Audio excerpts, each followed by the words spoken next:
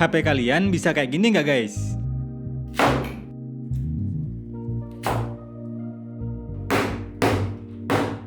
Melanjutkan seri sebelumnya yang memang sudah bikin geleng-geleng kepala, ini seri penerusnya bukannya tobat, malah lebih menggila. Desain dual curve yang jelas terlihat premium, layar AMOLED dengan in-display fingerprint, hingga ada rating IP64 dan NFC pun tetap nggak ketinggalan. Tapi apakah HP semewah ini memang layak dijual murah? Berikut adalah pengalamanku setelah bersama HP ini selama 2 minggu pemakaian. Impresi awal ketika megang HP Itel S25 Ultra ini tuh emang terasa tipis banget. Dengan ketebalan bodi yang cuma 6,9 mm, tentunya membuat pegangannya terasa kurang nyaman jika tidak menggunakan case. Tapi tentunya beda tangan beda rasa ya. Kalau ukuran tangan cewek sih tentunya HP tipis gini tuh enak-enak aja. Apalagi bisa buat belah buah-buahan kayak gini tuh memang multifungsi dan dapurable banget. Kalau dari tampilan desain bodi belakangnya, ini HP emang udah ngasih tampilan yang cakep dan gak kelihatan kayak HP entry. Asli cakep banget sih desain HP ini untuk sebuah HP entry level. Dan gak kalah cakep lagi di bagian depannya yang sudah pakai layar lengkung dan panel AMOLED yang support in-display fingerprint.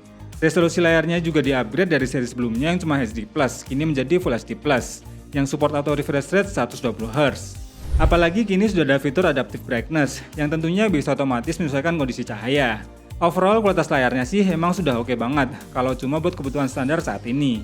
Yang terasa downgrade paling di fitur layarnya, yang kini tidak support konten HDR. Padahal di seri sebelumnya tuh udah ada loh guys. Terus di bagian audio pun masih tetap mengandalkan speaker yang bertipe mono, dengan kualitas suara yang memang sudah sesuai dengan kelas harganya.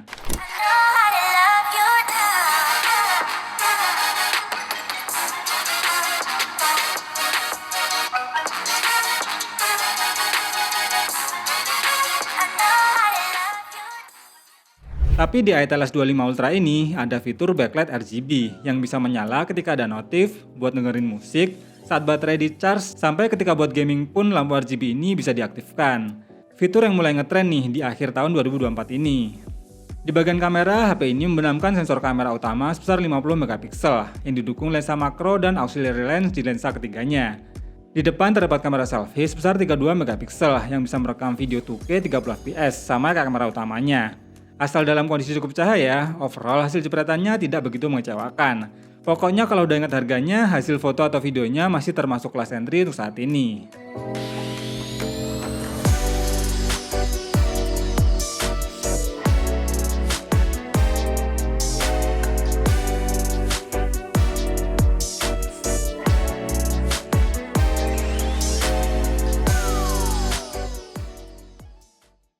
Oke, ini adalah hasil rekaman Itel S25 Ultra, kamera depan resolusi 2K 30fps.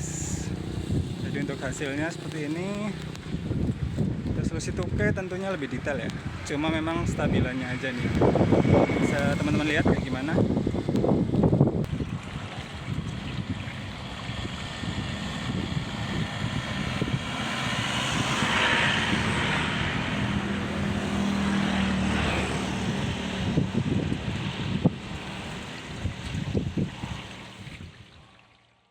Itu nah guys, chipset UniSoC Tiger T620 yang masih berfabrikasi 12 nm dipadukan dengan RAM 8+8GB dan memori internal 256GB yang bertipe UFS 2.2. Performa HP ini sudah termasuk powerful nih untuk sebuah HP entry level saat ini.